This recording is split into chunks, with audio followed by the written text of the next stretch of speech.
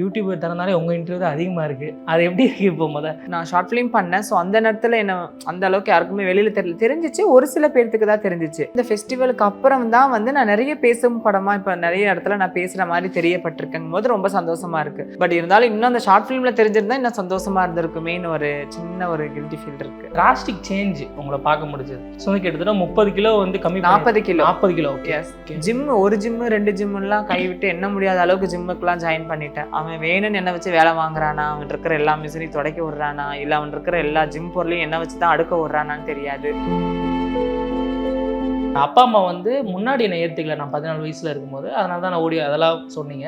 அப்போ ஏற்றுக்காததுக்கும் இப்போ ஏற்றுக்கிறதுக்கும் என்ன காரணம் நினைக்கிறீங்க? அதுதான் சொல்கிறேன். அந்த நேரத்தில் அவங்களுக்கு அந்த புரிதல் கிடையாமல் இருந்துச்சு. நிறைய பேர் என்ன நினச்சிட்டாங்கன்னா, அவங்க மகன் இப்படி ஆயிட்டானாமே, புகைப்படங்கள்லாம் நான் பார்த்தேன் அதில் அப்படின்னு சொல்லிட்டு அவங்க வந்து நிறைய கேலி கிண்டல்கள் வந்து எங்கள் அம்மா இப்படி பேசும்போது, சீதாக்கா என்ன இப்படி ஆயிட்டாங்களாமே உங்கள் மகன் அப்படின்லாம் வந்து சொன்னதுக்கப்புறம், அப்படி திரும்பின பிறகு இப்படி ஆயிட்டானாமா, பொம்பளை வேஷம் போட்டு தெரியுறானாமா அப்படின்லாம் சொல்லிட்டு. உங்களுக்கு அப்பாவை எவ்வளோ பிடிக்கும்? அப்பாவை ரொம்ப பிடிக்கும். ஆனா ஏன்னா அப்பா தான் இன்னும் பேசல என்கிட்ட. டைரக்டா இன்னைக்கு வரைக்கும் மூஞ்சி கூட நாங்க பார்த்தது இல்லை எங்க அப்பா என்ன. அவரோட ஆதங்கம் அப்பாவோட இடத்துல நின்று பார்த்தா தான் தெரியும். அவருக்கு எவ்வளவோ கனவுகள் இருந்திருக்கலாம் என் மேல. பேரண்ட்ஸோட சப்போர்ட்டும் இல்லை. நம்ம வெளியில வரோம், யாசகங்கள் கேட்பதும், ஒயின் ஷாப்ல போயிட்டு குடிக்கு அடிமையாகிறது, போதைப் பொருட்களுக்கு அடிமையாகிறது. ஏன்னா அந்த வலி. டிரான்ஸ்ஜெண்டர்ஸ்ல வந்து இதான் பண்றாங்க, இந்த தொழில் தான் இதான் பண்றாங்க, நம்ம காமனா ஈஸியா பேசிடுறோம். பட் வந்து அவங்க வேலை தேடும் போதோ அவங்க என்ன மாதிரி ப்ராப்ளம்ஸ் எல்லாம் ஃபேஸ் பண்ணுவாங்க? இன்னும் எங்களோட பாலினத்தவர்கள் அப்படின்னு சொன்னாவே ஒரு ஏளனமா பார்க்கக்கூடிய இது இருக்குதான் செய்யுது. ஓனர் அவங்களா இருந்தா கூட, ஓனர் நாங்க இல்ல மேடம், ஹெட்ல இருக்காங்க, நாங்க அவங்க கிட்ட கன்சல்ட் பண்ணி தான் சொல்ல முடியும். இந்த ஓனரா இருப்பாரு. ஆனா அவருக்கு விருப்பங்கள் இல்லை. இரவு நேரங்கள்லயும் தனி அறைகளில் மட்டுமே எங்களை ரசிக்கப்படும் சில மாநிலர்களுக்கு வந்து பகல் நேரங்கள்ல வெளிச்சங்கள்ல எங்களுக்கு வந்து ஒரு நல்ல வாழ்க்கையை அமைச்சு தரணுங்கிறது அவங்களுக்கு விருப்பம் இல்லைன்னு தான் நான் சொல்லுவேன். சௌபாக்யா home and kitchen appliances. Periyar Maniammai Institute of Science and Technology, Tanjavur. Civil engineering with specialization in GIS, remote sensing and more. வணக்கம். வணக்கம் வணக்கம். எப்படி இருக்கீங்க? நல்லா இருக்கேன். நீங்க எப்படி இருக்கீங்க? நல்லா இருக்கேன். ஸோ வந்து நீங்கள் நிறைய யூடியூப் சீரீஸ்லாம் பண்ணியிருந்தீங்க. பட் அது எல்லாத்தையும் சேர்த்து வச்ச மாதிரி ஒரே நாளில் பயங்கர ஒரு ஃபேம் ட்ரெண்டாக இருந்தீங்க. அது எப்படி இருக்குது? எல்லாருமே இன்டர்வியூஸ் கால் பண்ணிட்டே இருக்காங்க. யூடியூப் திறந்தாலே உங்கள் இன்டர்வியூ தான் அதிகமாக இருக்குது. அது எப்படி இருக்குது இப்போ? அதான் ஹாப்பியாக இருக்குது, சந்தோஷமாகவே இருக்குது. இட்ஸ் மீன் எனக்கு அந்த நேரத்தில் கிடைக்காது. அதை நான் ஷார்ட் ஃபிலிம் பண்ணேன். ஸோ அந்த நேரத்தில் என்ன அந்த அளவுக்கு யாருக்குமே வெளியில் தெரிஞ்சிச்சு. ஒரு சில பேர்த்துக்கு தான் தெரிஞ்சிச்சு. பட் இப்போ இந்த ஃபெஸ்டிவலுக்கு அப்புறம் தான் வந்து நான் நிறைய பேசும் படமாக இப்போ நிறைய இடத்துல நான் பேசுகிற மாதிரி தெரியப்பட்டிருக்கேன் போது ரொம்ப சந்தோஷமாக இருக்குது. பட் இருந்தாலும் இன்னும் அந்த ஷார்ட் ஃபிலிமில் தெரிஞ்சிருந்தா இன்னும் சந்தோஷமாக இருந்திருக்குமேன்னு ஒரு சின்ன ஒரு கில்ட்டி ஃபீல் இருக்குது. ஓகே. ஸோ அதே மாதிரி இன்னொரு விஷயம் என்னென்னா, டிராஸ்டிக் சேஞ்ச் உங்களை பார்க்க முடிஞ்சது. ஸோ அங்கே நம்ம பார்த்ததுக்கும் சடனாக இவங்களா அவங்க அப்படின்ற மாதிரி ஒரு பயங்கர ஒரு டிரான்ஸ்ஃபர்மேஷன் இருந்தது இல்லையா? ஸோ கிட்டத்தட்ட 30 கிலோ வந்து கம்மி 40 கிலோ 40 கிலோ. ஓகே. 40 கிலோ கம்மி பண்ணியிருந்தீங்களா? அதில் எல்லாரும் கூட இன்னொரு ஒரு கியூரியாசிட்டி என்னன்னா, என்ன சாப்பிட்டுருப்பீங்க ஒரு நாளில்? ஏன்னா எல்லாருமே அதான் எக்ஸ்பெக்ட் பண்ணுவாங்க. ஸோ நீங்கள் சொல்லுங்கள், அந்த ஒரு டயட்டில் இருக்கும்போது வந்து என்ன சாப்பிட்டுட்டு இருந்தீங்க ஒரு நாள்? நான் அதான் சொல்கிறேன், இளநீ தண்ணி குடித்தேன், லெமன் ஜூஸு, ஃப்ரெஷ் ஜூஸ் எல்லாமே, சாத்துக்குடி ஜூஸு, மாதுளப்பழம், ஏபிசி, ஒரே ஜூஸ் வகைகளாக மட்டுமே 3 மாதம் தொடர்ந்து எடுத்துக்கிட்டேன். ஓகே. வெறும் தண்ணி ஐட்டமாகவே, வாட்டர் மெலன் ஜூஸ் குடிக்கிறதா இருக்கட்டும், தண்ணி பழம், இந்த மாதிரி ஒரு சின்ன சின்ன தண்ணி வாட்டர் கண்டென்ட் எதுலலாம் இருக்கோ அதெல்லாம். அந்த பூசணிக்காய், ரைஸ் எதுவுமே சாப்பிட்றது கிடையாது. ரைஸே எடுத்துக்கல 3 மாதத்துக்கு நான் சுத்தமாக. ஒன்லி ஜூஸ் தானா? ஜூஸுங்க, தண்ணி வகைகள், இந்த மாதிரி தான் எடுத்துக்கிட்டேன். பிஸ்கட் எப்பமாச்சும் வேணா பிளாக் காஃபி குடிப்பேன், சுகர் சுத்தமாக போடாமல். ஓகே. ஸோ அது வந்து இன்னொரு ஆப்ரேஷனும் நீங்கள் பண்ணியிருந்தீங்க, சர்ஜரி பண்ணியிருந்தேன். அது இல்லை எதுனா சைடு எஃபெக்ட் அந்த மாதிரி இருக்குமா? அது எனக்கு தெரிஞ்சு சைடு எஃபெக்ட் கண்டிப்பாக எதுவுமே இல்லாமல் இருக்காது, இருந்திருக்கும். பட் எனக்கு பண்ணுற இடத்துல என்ன சொன்னாங்கன்னா, இது பண்ணுறதுனால ஹார்ட் அட்டாக் வராது, சுகர் வராது, அந்த மாதிரிலாம் சொல்லி தான் பண்ணியிருந்தாங்க. அது எவ்வளோ மேம் கஷ்டமாக இருந்தது? ஏன்னா நீங்கள் சொன்னீங்க அதில் வந்து 1.5 வயசுக்கு இருக்கிற குழந்தையோட குரல் தான் இருக்குது, அவ்வளோதான் சாப்பிடவே முடியும். ஓகே. ஸோ அது உங்களுக்கு அடாப்ட் பண்ணிக்க எவ்வளோ கஷ்டமாக இருந்தது? ஏன்னா நல்லா கஷ்டம். இப்போ எனக்கு ஓகே. இப்போ நான் வரைக்குமே நீங்கள் நினச்சிங்கன்னா ஒரு இட்லி சாப்பிட்றது எனக்கு கஷ்டம் தான். நான் சாப்பிட்டுட்டு தான் இருக்கேன், ஏதோ கொஞ்சம் கொஞ்சமாக உள்ள தள்ளுறேன், அப்படி தான் போயிட்டு இருக்குது. ஆனால் நல்லா தான் இருக்கேன், ஹாப்பியாக இருக்கேன். பெயின் வந்த ஒரு 4-5 மாதம் கண்டிப்பாக எனக்கு வலி வேதனைகள் இருந்துச்சு தான். ரொம்ப அப்படியே எரிச்சலாக இருந்துச்சு, சாப்பிட முடியாது, சாப்பிட்டோன்னே வாமிட் எடுத்துருவேன். ஸோ அந்த மாதிரி கஷ்டமாக இருந்துச்சு. இட்லியெல்லாம் சுடுதண்ணியில் கரைச்சி தான் குடிச்சிட்டு தண்ணி அப்படி குழந்தைங்களுக்கு ஊட்டுற மாதிரி ஊட்டிக்குவேன், அவ்வளோதான். இப்போ கொஞ்சம் பரவாயில்ல. ஓகே. ஏன் அந்த வழியை சூஸ் பண்ணதுக்கான காரணம் இருக்கா? ஏன்னா எல்லாம் டயட் எக்ஸசைஸில் குறைக்கிறாங்க, எல்லாம் குறைக்கிறாங்க. இப்போ நம்ம நல்லா கேட்டுக்கோங்க, இப்போ மக்கள் எதை நம்ம தேடி ஓடிக்கிட்டு இருக்கோம்? ரொம்ப ரொம்ப லாங்காக போகிற பாதைகளையா இல்லை சீக்கிரமாக ஓடி எப்படியும் நம்ம பைபாஸில் போகிறது தான் எதிர்பார்ப்போம். இப்போ சுற்றி Shortcut ஊரை தான். சுற்றி போகிறதுக்கும் பைபாஸில் போகிறதுக்கும் நிறைய டிஃப்ரெண்ட் இருக்கும். ஏன்னா டைம் சேவ் பண்ணுறோம் இதில். ஸோ அந்த மாதிரி தான் நான் இதில் சேவ் பண்ணுறேன்னு சொல்லி இதில் இறங்கிட்டேன் சர்ஜரியில். ஸோ இதுக்கு முன்னாடி எத்தனை ட்ரை பண்ணியிருக்கீங்க? நிறைய. எவ்வளோ ஃபெயில் ஆயிருக்கு? நிறையவே ஃபெயிலியர் ஆயிருக்குது. நல்ல நல்ல உங்களுக்கே தெரியும், நல்ல நல்ல ஊடகங்கள் வழியாக நம்மளுக்கு காமிச்சிருக்கிறாங்க. இங்கே வாங்க 40 நாளில் குறைக்கிறேன், இங்கே வாங்க 50 நாளில் குறைக்கிறேன், இப்படி ஆக்கிடுவேன், ஐஸ்வர்யா மாதிரி ஆக்கிடுவேன், உங்களை ஒல்லி குச்சி உடம்புக்காரி பாட்டில் வர்ற மாதிரி ஆக்கிடுவேன்லாம் சொல்லுவாங்க. ஸ்டில் அந்த மாதிரி விளம்பரங்களை நானும் நம்பி அவங்களோட ஆசை வார்த்தைகளுக்கு மயங்கி நானும் போயினதெல்லாம் உண்டு. அதில் எந்த ஒரு ரிசல்ட்டும் எனக்கு கம்ஃபர்டபுள் கொடுக்கல. என்னால் முடியல. அது போய் போய் ஏமாந்தது மிச்சம். பணம் இத்தனை ஸ்கீம் எடுத்துக்கோங்க, உங்களோட ஸ்கீம் கம்மியாக இருக்குது மேடம், ஆக்சுவலாக 6 மந்த்துக்கு ஸ்கீம் எடுத்துக்கோங்க, கண்டிப்பாக குறைச்சிடலாம் அப்படின்னு சொல்லுவாங்க. நெவர் எவர் அப்படி குறைச்சதுக்கான பாடுகளே இல்லை. சரி வேணாம் அப்படின்னு சொல்லிட்டு யோகாக்கு போகலான்னு நினச்சேன். யோகாலையும் எனக்கு அவ்வளோ சாட்டிஸ்ஃபைட் தரல. ஓகே. ஒரு ஜிம்மு 2 ஜிம்முலாம் கைவிட்டு என்ன முடியாத அளவுக்கு ஜிம்முக்கெலாம் ஜாயின் பண்ணிட்டேன். அவன் வேணும்னு என்ன வச்சு வேலை வாங்குறானா, அவன் இருக்கிற எல்லா மிஷினையும் தொடக்க விடுறானா, இல்லை அவன் இருக்கிற எல்லா ஜிம் பொருளையும் என்ன வச்சு தான் அடுக்க விடுறானான்னு தெரியாது. எல்லா வேலையும் வாங்கிடுவான், ஆனால் ஒன்றும் பண்ண மாதிரியே இருக்காது எனக்கு. ஸ்டில் ஆனால் 2-3 ஜிம் நல்ல ஜிம் போய் சொல்லக்கூடாது, நல்லா அழகாக பண்ணி கொடுத்தாங்க, பர்ஃபெக்டாக பண்ணுவாங்க. கார்டியோ பண்ணி முடித்த பிறகு என்னென்ன கரெக்டான என்னென்ன போடணுமோ ஹெல்த்துக்கு அதை சொல்லி தருந்தாங்க. உங்களுக்கு ஒர்க் அவுட் ஆகல? கால் எந்திரிக்க முடிய மாட்டேங்குது என்ன இல்லை. பண்ணிட்டு வந்துடுவேன், அடுத்த நாள் காலையில் 3 நாள் லீவ் போட வேண்டியதாக இருக்குது. ஒரு நாள் ஜிம்முக்கு போனால் 3 நாள் லீவ். ஐயோ வேணாண்டா அப்பா அப்படின்னு சொல்லி தான் நான் அப்புறம் சரி சொல்லிட்டு இப்படியே போயிடலாம், ஷார்ட்கட் என்ன இருக்குதோ அது வழியாக போய் பார்ப்போம். ஆனால் குறுக்கு வழியிலேயே போயிட்டேன். எவ்வளோ செலவாயிருக்கும் இதுக்கு? ஆப்ரேஷன்ல நீங்க முன்னாடி இந்த எக்ஸசைஸ்லாம் பண்ணீங்க இல்லையா? Yes yes. அது எவ்வளோ வேஸ்ட் எக்ஸசைஸ் அதெல்லாம் வந்திருக்கும். 2-3 லட்சத்துக்கு வரைக்கும் அதுவே நான் செலவு பண்ணியிருப்பேன். ஓகே. ஸோ வெயிட் லாஸுக்கு மட்டும் அவ்வளோ செலவு பண்ணியிருப்பேன். ஓகே. ஸோ இன்னொரு விஷயம் என்னன்னா, உங்கள் இன்டர்வியூஸில் நான் பார்த்துட்டு இருந்தேன். அப்போ வந்து சொன்னீங்க, அப்பா அம்மா வந்து முன்னாடி என்னை ஏற்றுக்கல, நான் 14 வயசில் இருக்கும்போது, அதனால தான் நான் ஓடி அதெல்லாம் சொன்னீங்க. ஸோ அப்போ வந்து ஏற்றுக்கல, அதே மாதிரி இப்போ வந்து ஃபங்க்ஷனுக்குலாம் உங்களை கூப்பிட்றாங்க, நீங்கள் இல்லாமல் ஃபங்க்ஷன் நடக்கலன்னீங்க. எஸ். அப்போ ஏற்றுக்காததுக்கும் இப்போ ஏற்றுக்கிறதுக்கும் என்ன காரணம் நினைக்கிறீங்க? அதுதான் சொல்கிறேன், அந்த நேரத்தில் அவங்களுக்கு அந்த புரிதல் கிடையாமல் இருந்துச்சு. சுற்றி இருக்க உறவினர்கள், அதாவது நாங்கள் ஃபஸ்ட்டு இருந்த அந்த வீட்டுக்கிட்டலாம் வந்துட்டு சுற்றி இருக்கும் உறவினர்கள், அவங்களோட நண்பர்கள், அவர்களோட சக பக்கத்தில் இருக்க இவங்கெல்லாம் கிண்டலும் கேலிகளும், உங்கள் மகன் இப்படி ஆயிட்டானாமே அப்படி ஆயிட்டான்னு வரப்போகிறவங்கள துக்கம் விசாரிக்கிறது. பையன் ஓடிட்டானாமே இப்படி இருக்கிறானாமே கேள்விப்பட்டேன் அப்படிலாம் நிறைய. ஏன்னா இப்போ ஃபேஸ்புக் ஊடகங்கள் மூலமாக எனது புகைப்படங்கள் வந்து நான் நிறைய வந்து அனுப்பி வச்சு நிறைய வந்து பகிரப்பட்டுச்சு என்னோட புகைப்படங்கள்லாம். ஸோ அதை பார்த்துட்டு நிறைய பேர் என்ன நினச்சிட்டாங்கன்னா, உங்கள் மகன் இப்படி ஆயிட்டானாமே புகைப்படங்கள்லாம் நான் பார்த்தேன் அதில் அப்படின்னு சொல்லிட்டு அவங்க வந்து நிறைய கேலி கிண்டல்கள் வந்து எங்கள் அம்மா இப்படி பேசும்போது, சீதாக்கா என்ன இப்படி ஆயிட்டாங்களாமே உங்கள் மகன் அப்படின்லாம் வந்து சொன்னதுக்கப்புறம், அப்படி திரும்பின பிறகு இப்படி ஆயிட்டானாமா, பொம்பளை வேஷம் போட்டு தெரியிறானாமா அப்படின்லாம் சொல்லிட்டு வீட்டு பக்கத்தில் கிண்டல் பண்ண ஆரம்பிச்சிருக்கிறாங்க.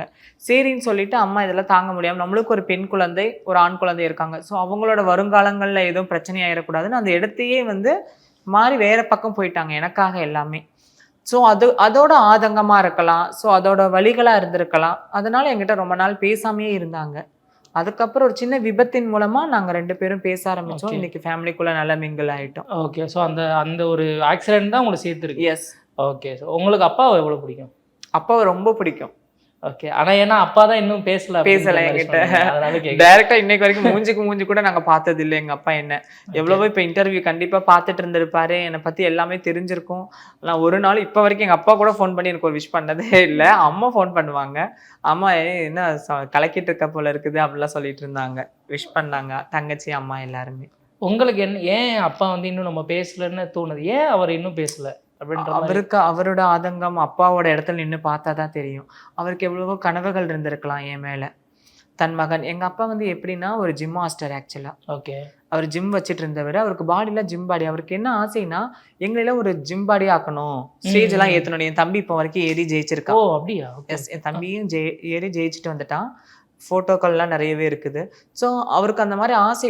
அவருக்கு சொன்னால் நல்ல ஒரு உடற்பயிற்சி கூடகத்தில் உன்னை சேர்த்து உன்னை நான் ஒரு ஜிம்பாடி ஆக்கணும்ல, நான் என்ன ஆசைப்படுவேன். அப்போ நான் யோசிப்பேன், என்னையா ஐயோ என்ன இப்படிலாம் சொல்கிறாரு, எனக்கு குடம் தூக்கணும்னு தானே ஆசையாக இருக்குது, இவர் எனக்கு டபுள் தூக்க சொல்கிறாரு அப்படின்னு சொல்லிட்டு அந்த மாதிரிலாம் நினச்சிக்குவேன் நான். அப்படி போகும்போது தான் அப்பாவுக்கு வந்து அவரோட கனவுகளை நான் உடைச்சிட்டேன். அவருக்கு எவ்வளவோ ஆசைகள் இருந்திருக்கலாம், வாரிசு மேலே ஆசைகள் இருந்திருக்கலாம், குடும்பத்தில் மேலே ஒரு முதல் மகன், ஸோ அப்பாவுக்கு தாய் பிள்ளை இல்லையா, அதனால ஸோ ரொம்ப ஆசைகள் இருந்திருக்கலாம். பட் நடக்காம போயிருச்சு. ஓகே. ஸோ உங்களுக்கு வந்து கடவுள் என்னைக்காவது கோவம் வந்திருக்கா? ஏன்னா நான் செய்யாத ஒரு தப்புக்கு நான் இவ்வளோ ஒரு இது நான் ஃபேஸ் பண்ணுறேன். இதில் என் தப்பு எதுவுமே கிடையாது.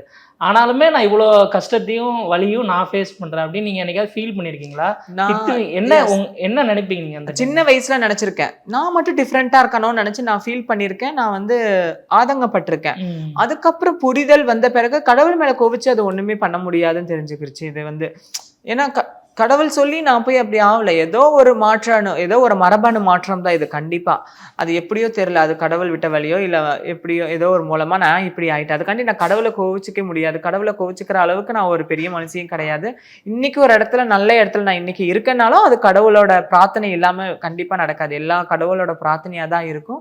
ஸோ அதனால நான் கடவுளை என்னைக்குமே கோவிச்சுக்கிட்டே கிடையாது. இன்னைக்கு வரைக்கும் கஷ்டப்பட்டா கூட கடவுளை நான் கோச்சிக்க மாட்டேன். ஓகே. ஸோ வந்து எல்லாருக்குமே லோ டைம் வந்து நம்ம ஃபேஸ் பண்ணுவோம். அது எல்லாருக்குமே காமனாக இருக்கும். நீங்கள் அந்த டைம் எப்படி தாண்டி வருவீங்க? நீங்கள் என்னெல்லாம் நினைப்பீங்க அந்த டைமில்? எப்படி வரலான்றது உங்கள் இதாக இருக்கும்? நான் அதுதான் சொல்கிறேனே, நான் அந்த மாதிரி ஒன்று நினச்சது இல்லை. அப்படி கஷ்டப்பட்டு உடஞ்சி உட்காடுறேன் அப்படின்னா அடுத்து எப்படி எந்திரிக்கலாம் அப்படிங்கிற வழியை மட்டும்தான் பார்த்துட்டு உட்காந்துட்டு இருப்பேன். முடிஞ்ச அளவுக்கு I don't waste of my time. So அது என்ன அடுத்தடுத்து என்ன வழிகள் இருக்குன்னு மட்டும்தான் யோசிப்பேனே தவிர அதுலேயே உட்காந்து உடஞ்சி உட்காரவே மாட்டேன். சூப்பர். இப்போ அதே மாதிரி இன்னொரு விஷயம் நீங்கள் செய்யும், ரோட்டில் வந்து நாங்கள்ல எந்த பொண்ணு போனாலுமே வந்து தப்பாக பார்க்குறது தான் அப்படின்ற மாதிரி அது காமனான ஒரு விஷயம். இப்போ நீங்கள் வந்து சினிமாவுக்குலாம் வரணும் அப்படின்ற ஒரு இது இருக்கனால யூடியூப் சீரிஸ்லாம் பண்ணியிருக்கீங்க. ஸோ உங்கள்கிட்ட வந்து இப்போ நீங்கள் ஒரு ஃபேமுக்கு வந்ததுக்கப்புறம் இந்த தப்பான அப்ரோச் அந்த மாதிரிலாம் இப்போ வந்திருக்கா? இல்லை வந்து நாங்கள் படம் பண்ணுறோன்னு சொல்லி ஏமாற்றி கூப்பிட்றோம் அந்த மாதிரிலாம் இருக்காது? நான் எவ்வளோ குறும்படங்கள் நடிச்சிருக்கேன், உங்களுக்கு தெரியும். குறும்படங்கள் நடித்து வராத அந்த ஒரு ஆப்பர்ச்சுனிட்டியும் அந்த ஒரு இதுவும் வந்து இப்போ வரும்போது எனக்கு அது பயமாக இருக்குன்னு சொல்கிறேன். ஓகே. இப்போ எவ்வளவோ வந்து எனக்கு வந்து அப்ரோச் வரும்போது அதுல எனக்கு கால் வைக்க பயமா இருக்கு. ஏன்னா உண்மையா வராங்களா இல்ல அதனால என்ன மிஸ்யூஸ் பண்ணிக்குவாங்களாங்கிற ஒரு பயங்கள் எனக்கு தோன்றிட்டு தான் இருக்கு. ஸோ அதுல நான் கொஞ்சம் கேர்ஃபுல்லா இருக்கணும்னு நினைக்கிறேன். ஓகே. பட் இப்போ நிறைய வருது. எஸ், நிறைய வருது. ஓகே. ஆனா அதுக்குள்ள இன்னும் நீங்க ஸ்டெப் இன் ஆகல. நான் ஸ்டெப் இன் ஆகல. எனக்கு பயங்கள் தான் அதிகமா இருக்குது. மேம், நீங்க வந்து இப்போ பாம்பேல ரொம்ப வருஷம் வாழ்ந்தீங்களா? இங்கே வந்து இப்போ வந்து கொஞ்சம் பேர் வந்து எல்லாருமே ஹிந்திக்காரவங்க இங்கே வேலை செய்யும் போது அவங்கள கலாய்க்கிறா அந்த மாதிரி விஷயங்கள்லாம் நடக்குது. அங்க வந்து தமிழர்கள் எப்படி பார்ப்பாங்க? ஏன்னா நீங்களும் ஒரு இப்போ ஒர்க்குக்காக தான் போயிருப்பீங்க. கண்டிப்பா. இங்க எப்படி வடமொழியிலர்கள் வந்து நம்ம வந்து எப்படி கலாய்க்கிறோம் வந்துட்டு, இந்திக்காரா உனக்கு அங்க என்ன பானிபூரி அங்க விற்காம இங்க வந்து விற்கிறியா, அந்த மாதிரி நம்ம எவ்வளவோ வந்து அவங்கள சத்தாச்சுக்கிட்டு இருக்கிறோம். பானிபூரி போட்டே வீடு கட்டிடுவ போல இருக்குன்னு. அதே மாதிரிதான் அங்க எங்களையும் வந்து கலாய்க்கிறாங்க. அதாவது நம்மள மதராசன்றாங்க. तमिल ए मद्रासी इधर क्या काम है तुम्हारे को, चलो चलो इधर से जाओ, इधर क्या काम करती तुम लोग पूरा அப்படின்னு எங்களை உல்டாவா கேக்குறாங்க. அப்படின்னு எங்களை உல்டாவா கேட்பாங்க. ஏன்னா எங்க ஊர்ல வந்து நீ வீடு கட்டுது அப்படின்னு அவங்க என்ன வந்து கேக்குறாங்க. அதனால அது கொஞ்சம் எங்களுக்கு இதாக தான் இருக்கும், ஃபன்னாக தான் இருக்கும். நான் ஃபன்னாகவே பார்த்துட்டு போயிடுவேன். ஓகே. ஸோ அங்கே வந்து இந்த உங்களை வந்து இப்போ எப்படி நான் கேட்குறேன்னா ரெட் லைட் டிஸ்ட்ரிக்ட்ல அங்கே ரொம்ப அதிகம் அப்படின்ற மாதிரி சொல்கிறாங்க இல்லையா? அந்த விதமான தாக்கம் வந்து உங்களுக்கு அங்கே இருக்கும்போது எதாவது எஃபெக்ட்? அதுதான் இன்னைக்கு சொல்கிறேன், அவங்கவுங்க விருப்பத்திற்கு ஏற்ற மாதிரி தான் அவர்களோட தொழிலை வந்து நம்ம அமைச்சிக்க முடியும். இன்னைக்கு சொல்கிறேன், யாரோட வற்புறுத்தல் மூலமாவோ இல்லை வந்து இது மூலமாவோ அங்கே நடத்தக்கூடியது எதுவுமே கிடையாது. இன்னைக்கும் உனக்கு எந்த தொழில் பிடிச்சிருக்கோ அந்த தொழிலில் நீ கண்டிப்பாக அந்த துறையில் நீ போகலாங்கிறது தான் இன்னைக்கு வரைக்கும் எங்கள் சமுதாயங்களில் ஓடிக்கிட்டு இருக்கு. திருநர் சமுதாயத்தில் உனக்கு பாலியல் பண்ண பிடிச்சிருக்குதா, இல்லை பாலியல் தான் பண்ணணும்னு நினைக்கிறியா, உனக்கு ஏர்ன் பண்ண, உனக்கு மணியோட உனக்கு பணத்தோட தாக்கம் அதிகமாக வேணும்னா வாட் யுவர் சாய்ஸ், உனக்கு எது வேணுமோ அதை நீ சாய்ஸ் பண்ணி எடுத்துக்க போற. பாலியல்ல வேணா பாலியல், இல்ல நான் கடைகள்ல ஏறி நான் யாசகம் கேட்கறேன்னா யாசகம் கேட்கலாம். அப்படி இல்லையா நல்ல நல்ல அங்க ஒரு நல்ல நல்ல இது நடக்கும், மேரேஜ், குழந்தைங்களோட இது, பர்த்டே பார்ட்டி, அந்த மாதிரி பர்த்டே பார்ட்டிக்கு போய் நீ வந்து நீ டான்ஸ் ஆடி உன்னோட பணம் சம்பாதிக்கிற, எப்படி வேணா நீ சம்பாதிக்கலாம். Your choice. அங்க எந்த மாதிரியான வற்புறுத்தல்கள் கிடையாது. ஸோ நம்ம எதை சாய்ஸ் பண்றோங்கிறத பொறுத்து தான் இருக்குது. ஸோ நான் வந்துட்டு அங்க வந்துட்டு யாசகமும் டான்ஸ் ஆடவும் தான் போயிட்டு இருந்தேன். ஓகே. ஸோ உங்களுக்கு ஒரு ஃப்ரெண்ட்ஸ் குரூப்லாம் இருப்பாங்க. கண்டிப்பா வந்து எல்லாருமே வந்து எந்த இடத்துலனாலும் ஒரு நெகட்டிவ் ஃபேஸ் பண்ண போறோம். உங்களுக்கு அங்க சேலஞ்சஸ்னா என்னென்ன சொல்லுவீங்க? எஸ், அங்கே எனக்கு போனோன்னு சேலஞ்சஸ் பார்த்தீங்கன்னா ஸ்லாங் வித் அ லாங்குவேஜ். எனக்கு அந்த மொழி வந்து ரொம்ப டிஃபிகல்ட்டாக இருந்துச்சு. வடமொழி, ஹிந்தி பேச வராது. ஹிந்தி கூட பேசிடலாம், அது மராட்டிய மாநிலம். ஸோ மராட்டி பேசுறதுங்கிறது எனக்கு அது ஒரு பெரிய டாஸ்காவே இருந்துச்சு. ஓகே. அதனால நான் அதை ரொம்ப கத்துக்கிட்டேன். ரொம்ப கஷ்டப்பட்டு மராட்டியும் ஹிந்தி கத்துக்கிறதுக்கு நான் ரொம்ப பாடுபட்டேன். செகண்ட் டாஸ்க் என்னன்னு பார்த்துட்டிங்கன்னா ஃபுட்டு. நம்ம இங்க பிடிக்கிற அந்த காரக்குழம்பு ரசம்லாம் அங்க கிடைக்காது. எங்க பார்த்தாலும் வடைப்பாவ். அந்த அந்த பண்ணுக்குள்ள வடைய வச்சு எப்படிடா திங்கிறீங்க அப்படிங்கிற மாதிரி தான் இருக்கும். பிளஸ் சப்பாத்தி, ஜவாரி ரொட்டின்னு சொல்லிட்டு அங்க ஃபேமஸ். ஸோ ஜவாரி ரொட்டி போடுவாங்க. அதெல்லாம் வந்து நம்மளுக்கு செட் ஆகாது. நம்மளுக்கு என்ன இருந்தாலுமே பழைய சோறா இருந்தாலும் தண்ணி ஊற்றி அடிக்கிறதுக்கு சோறு வேணும்னு நினைப்போம். ஸோ அது கிடைக்கிறது ரொம்ப கஷ்டமா இருக்கு. ஃபுட்டும் லாங்குவேஜும் ரொம்ப ஒரு கஷ்டமா இருந்தது. ஓகே. ஸோ வந்து 14 வயசுலேயே வந்து ஊரை விட்டு போகணுன்ற தைரியம் எப்படி வந்தது? எதனால வந்து சரி அப்பா அம்மா இல்லைனாலும் நம்ம வாழ்ந்துடலாம் அப்படின்ற ஒரு தைரியம் எப்படி வந்தது? எப்படி வந்துச்சு அப்படின்னா, நான் தான் சொல்றேனே, நான் படிச்சுட்டு இருக்கும் போது கொஞ்சம் எங்களோட சக திருநங்கைகளை நான் பார்த்துட்டேன் நான். அந்த சமூகத்தினர் பார்த்தோன்னா அவங்க கிட்ட போய் நான் என்னோட அப்ரோச் சொல்றேன். நான் இந்த மாதிரி ஃபீல்டில் இருக்கேன், எனக்கு பொட்டு வைக்கணும், பூ வைக்கணும்னு ஆசையா இருக்கு, எனக்கு இந்த மாதிரி இருக்கு, என்ன பண்றதுன்னு கேட்கும்போது அவங்க எனக்கு நிறைய இந்த மாதிரிலாம் கூப்பிட்டு போய் லெசன் பண்ணாங்க. சின்ன பொண்ணா இருக்க, இப்போ வேணா கொஞ்சம் லேட் எடுத்துக்கலாம், கொஞ்சம் வயசு ஆன பிறகு வா, இப்போதான் 15-16 வயசு வேணான்னு சொன்னாங்க. அப்போ அவங்கள பார்த்த பிறகு எனக்கு இருக்கவே முடியல வீட்டுக்குள்ள. ஏதோ ஒரு குதிச்சுட்டே இருக்கிறேன், அவங்க கிட்ட போகணும். அவங்க புடவை கட்டிட்டாங்களா ரோட்ல, நானும் புடவை கட்டி ரோட்ல நடக்கணும். இப்போ எனக்கு அப்போதான் மனசு ஆறுங்கிற மாதிரி ஆயிடுச்சு. அப்போ சொல்லிட்டு என்னால முடியலன்னு. அப்போ அவங்க கிட்ட போக வர இருக்கிறத ஏதோ மூலமா எங்க வீட்டு பக்கத்துல இருக்கிறவங்க பார்த்து, உங்க மகன் இந்த மாதிரியான சில சக திருநங்கைகளோட சேர்ந்து சுத்தறான், கண்டிச்சு வச்சிங்கன்னு சொல்ல, அது தெரிஞ்சு எனக்கு வீட்டுக்கு கூப்பிட்டு வந்து எங்க அம்மா எங்க அப்பாலாம் என்ன அடிக்க ஆரம்பிச்சுட்டாங்க. கால் கையை உடைச்சாவது வீட்டுக்குள்ள போடுங்க, நம்ம கஞ்சி ஊற்றுவோம் அவனுக்கு, அவன் இந்த மாதிரி பேர் வாங்கிடக்கூடாதுன்னு. அப்படி நான் என்ன பண்ணிட்டேன்னு தெரியல. ப்ளஸ் வந்து நான் திட்டு அடிக்க ஆரம்பிச்சிட்டாங்க. சரி இப்படிலாம் பண்ணுறாங்க, இவனோட ஸ்டடீஸை நிறுத்திடுங்க, அதோட படிக்கலாம் நீ வேணாண்டா, வீட்டுக்குள்ளே இரு, நீ உனக்கு சோறு போடுறதுக்கு நான் அங்கே இருக்கிறோம் உட்காரு அப்படின்ட்டாங்க. சரி எப்படி இவங்ககிட்ட தப்பிக்கிறதுன்னு, இல்லைம்மா நான் ஒழுங்காக இருக்கிறதுக்கப்புறம் அவங்க ஏதோ சாப்பாடு கொடுத்தாங்க, அதில் மருந்து விருந்து வச்சுட்டாங்க போல இருக்குது, இல்லை நான் இப்படி பண்ணுவேண்ணா அப்படின்னு எங்கள் அம்மாவே மண்டையை மாற்றிட்டேன் நான். ஓ ஆமாம், என்ற பையன்தான், அவனுக்கு ஏதோ மருந்து தான் வச்சுட்டாங்க சோத்துல போல இருக்குது, எனக்கு தெரியாது ஏமா அவனை, என் பையன் சிங்கக்குட்டியாச்சேன்னு எங்கள் அம்மா அப்படியே கர்ச்சனையெல்லாம் பண்ணிட்டு நடக்க ஆரம்பிச்சிட்டாங்க அங்கேயும் இங்கேயும். அப்படியே எங்கள் அம்மா மனசெல்லாம் மாற்றிட்டு சரி சரி நினச்சிக்கோ அப்படின்னு மனசையெல்லாம் கொஞ்சம் நேரம் இது பண்ணிட்டு கொஞ்ச நாள் அவங்கக்கிட்ட அப்படியே ஜாலியாக ஃபன் பண்ணி பேசுகிற மாதிரி பையன் மாதிரியே விளையாண்டுக்கிட்டு இருந்தேன். அப்புறம் அப்படியே கொஞ்சம் கொஞ்சமாக இருந்து எப்படா டைம் பார்த்துட்டே இருந்தேன். ஒரு மீன் வர ஓடு மீனோட காத்துட்டு இருக்குமா கொக்குங்கிற மாதிரி மெதுவாக காத்துட்டே இருந்தேன் ஓடுறதுக்கு. ஓடிட்டேன் வீட்டை விட்டு ஒரு ஏடியா பம்பாய்க்கு போயிட்டேன். இப்போ ஹாப்பியாக சந்தோஷமாக தான் இருக்கேன். ஸோ வந்து அப்போ வீட்டை விட்டு போயிட்டீங்க. ஸோ அதுக்கப்புறம் ரொம்ப இயர்ஸ் இருக்கும். இப்போ வந்து நம்மளோட சைல்ட்ஹுட்டை வந்து அப்பா அம்மா கூட இல்லாமல் மிஸ் பண்ணிட்டோமே அப்படின்ற வருத்தம் இருக்கா? அந்த நேரத்தில் இருந்துச்சு. ஓகே. எனக்கு யாசகம் கேட்கும் போதே எல்லாம் கும்பலாக போவாங்க. ஒரு சில ஃபேமிலிஸ்லாம் அவங்களோட குழந்தைங்களை கையில் பிடிச்சி இழுத்துட்டு போகும்போது எனக்கு அதை பார்க்கும்போது ஆசையாக இருக்கும். ஏன்னா என் வயசு கம்மி, 16-17 வயசுங்கிறது ரொம்ப விளையாட்டு, அப்போதான் விளையாடக்கூடிய ஒரு சிறுத்தனமான ஒரு வயது. ஸோ அந்த வயதில் நான் கடை கேட்டுக்கிட்டு இருக்கேன். கேட்டுக்கோங்க, கடை கேட்டு யாசகம் கேட்டு ஒவ்வொருத்தவங்கக்கிட்டையும் நான் கை நீட்டி யாசகம் கேட்டுட்டு இருக்கிற டைமில் போகும்போதே அவங்கள பார்க்கும்போது ஆசைப்படுவேன். என் ஃபேமிலி என்ன பண்ணுறாங்க, இன்றைக்கி எங்கள் அம்மா இருந்தால் எங்கள் அம்மா என்ன இப்படி தானே பிடிச்சி கூட்டிகிட்டு போயிருப்பாங்க, என் தம்பி கூட விளையாண்டுட்டு இருந்திருப்பேன், என் தங்கச்சி கூட உட்காந்து ஷேர் பண்ணிட்டு இருந்திருப்பேன்னு சொல்லி ரொம்ப நான் வருத்தப்பட்ட காலங்கள் அதிகமாகவே இருக்குது. அதை பார்த்துட்டா கண்ணீர் விட ஆரம்பிச்சிருவேன். அந்த யாசகம் கேட்குற இடத்துல இருந்தே நகர்ந்து வந்துடுவேன் ஒவ்வொரு டைம்லாம். ரொம்ப என் ஃபேமிலி பீப்புள் இல்லை எங்கள் அம்மா மாதிரி ஒரு முகங்களை பார்த்தாலோ இல்லை எங்கள் அப்பாவை மாதிரி ஒரு சில முகங்கள் தெரிஞ்சாலோ ரொம்ப வருத்தப்பட்ட காலங்கள் அதிகமாக இருக்குது. ஓகே. இப்போ அம்மா என்ன சொல்கிறாங்க? இவ்வளோ வருஷம் ஓடிடுச்சு, இப்போ நீங்கள் வீட்டுக்கு போகிறீங்க, பழையபடி பேசுகிறீங்க, அம்மா வந்து இந்த வாழ்க்கை வந்து இப்படி தான் இருக்குது அப்படின்னும் போது அம்மா என்ன சொல்கிறாங்க உங்கள்கிட்ட? அம்மா ரொம்ப நாள் பார்த்துட்டு மற்றவங்க என்ன பேசுகிறாங்கன்னு எனக்கு தெரியாது, எனக்கு என் மகன் வேணும்னு சொல்லிட்டு இன்னைக்கு வரைக்கும் எனக்கு சப்போர்ட்டாக இருக்காங்க. யார் வேணுமோ எனக்கு என் மகன் வேணும், எங்கள் அப்பா கூட வேணாம், இப்போ நீ சொல்லு சாமி உன் கூட வந்து கிளம்பி உட்காந்துக்கிறேன் அப்படிங்கிற அளவுக்கு சப்போர்ட் பண்ணுவாங்க. ஓகே. ஸோ வந்து இது வந்து எப்படின்னா நீங்கள் ரொம்ப அழகாக இருக்கீங்க. ஸோ வந்து நீங்கள் ப்ரப்போஸ் பண்ணியிருக்கே ஒரு லவ் வந்திருக்கா, இல்லை பசங்க உங்களுக்கு வந்து லவ் பண்ணி அந்த மாதிரி ப்ரப்போசல் ஏதாவது வந்திருக்கா? நான்லாம் ப்ரப்போஸ் வாங்கி மொக்கையெல்லாம் வாங்கியிருக்கேன்.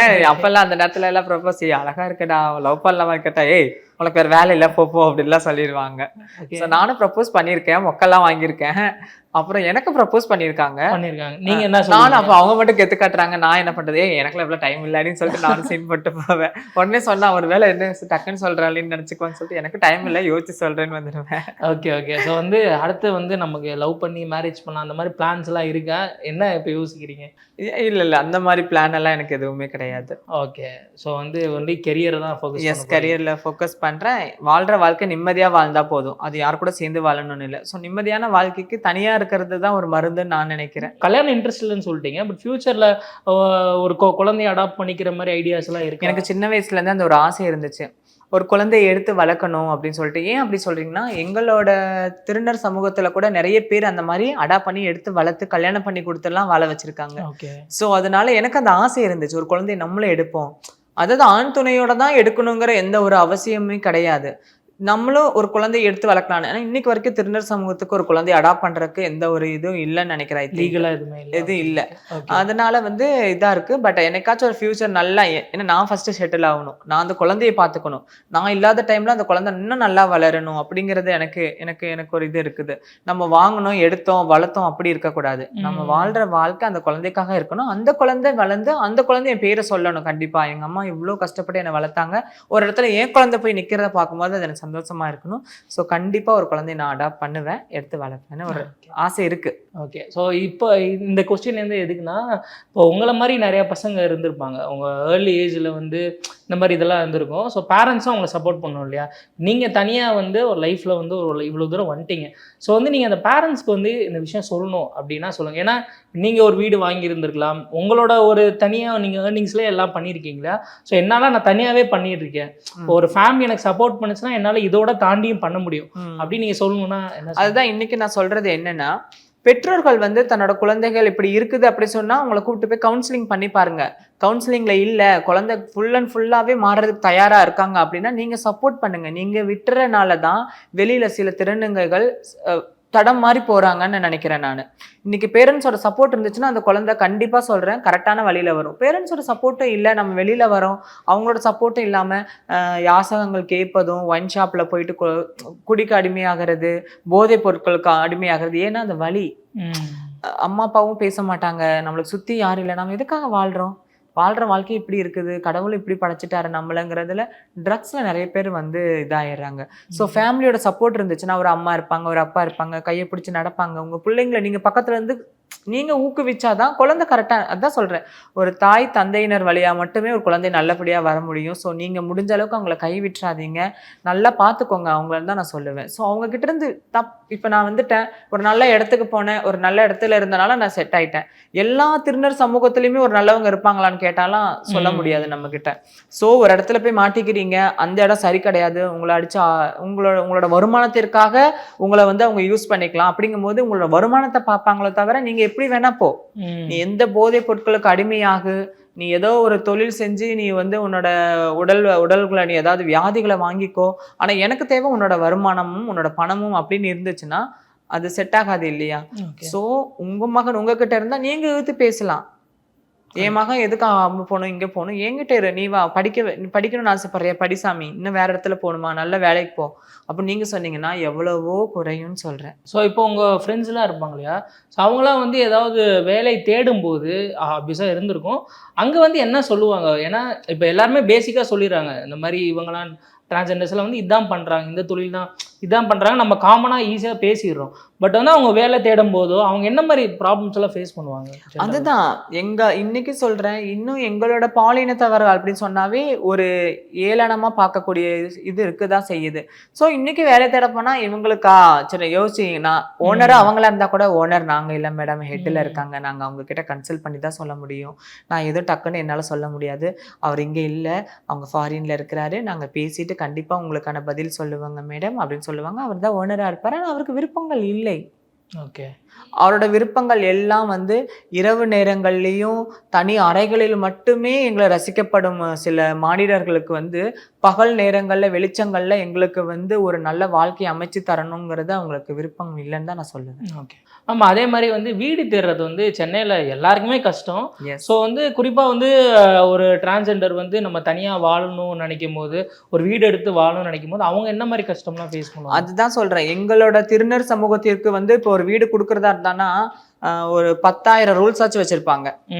அதே மாதிரி இப்போ ஒருத்தவங்களுக்கு ஒரு சாதாரண குடும்பத்தினர் ஒரு ஒரு குடும்பமா போறாங்க, ஒரு ஆண் பெண் கல்யாணமானவங்க போறாங்க, குடும்பத்தோட போறாங்கன்னா அவங்களுக்கு வாடகை 5,000 அப்படின்னா, நாங்க ஒரு 2 பேர் போறோம்னா எங்களுக்கு 15,000. அந்த மாதிரிலாம் டபுளா கேட்பாங்க. ஓகே. அப்படி கேட்குறவங்க இருக்கிறாங்க. லைட்டு போடக்கூடாது, நைட்டுக்கு மேலே போகக்கூடாது, இத்தனை பேர் வரக்கூடாது, 2 பேர்னா 2 பேர் தான் இருக்கணும், உங்க திருநர் மேல 4, 5 பேர் வந்து தங்கக்கூடாது. ம். அப்படி இப்படின்னு ஒரு 10,000 ஸ்ட்ரிக்ட் பண்ணிடுவாங்க. ஏசி ஓடிட்டு இருந்துச்சுன்னா மெயின் ஆஃப் பண்ணி விட்டுருவாங்க. ஓ, கரண்ட் பில்லுக்காகவா? அப்படின்னு ஆனா சொல்லிட்டு நம்ம தானே கட்டுறோம். இருந்தாலுமே ஆஃப் பண்ணி விட்டுருவாங்க. அவங்க போடுற மோட்டர்லாம் நம்ம இதுல தான் ஓடும். ம். ஆனா அந்த ஏசி ரொம்ப நேரம் ஓடுச்சுன்னா ஆஃப் பண்ணி விட்டுறது.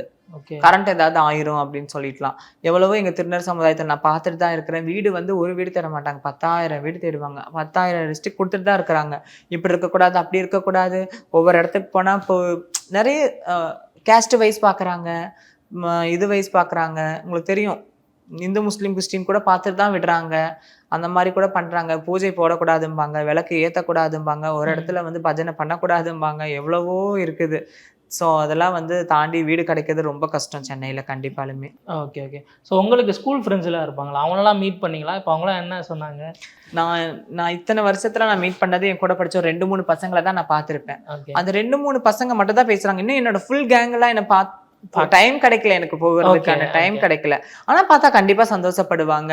எவ்வளவோ பேர் எனக்கு மெசேஜ் பண்ணிட்டு தான் இருக்காங்க. இந்த மாதிரி உங்க கூட படிச்ச ஞாபகம் இருக்கான்னு கேட்குறாங்க. எனக்கு ஞாபகம் கூட வரல அவங்களோட முகங்கள். நான் ரொம்ப பெரிய பெரிய பசங்களா ஆயிட்டாங்க. நான் படிச்சதுல ரொம்ப சின்ன வயசுலனால முகங்கள் எனக்கு கரெக்டான ஞாபகம் வரல. ஆனா படிச்ச அந்த இது தெரியுது எனக்குன்னு சொல்லி. ஓகே. ஸோ இவ்வளோ நேரம் எங்களுக்காக டைம் ஸ்பெண்ட் பண்ணி எங்களுக்காக இவ்வளோ தூரம் வந்ததுக்கு ரொம்ப ரொம்ப நன்றி. நீங்களும் கேள்வி கேட்டது எல்லாமே எனக்கு மகிழ்ச்சி அளிச்சிச்சு. நன்றி நன்றி. Saubhagya Home and Kitchen Appliances. Periyar Maniammai Institute of Science and Technology, Tanjavur. Civil engineering with specialization in GIS, remote sensing and more.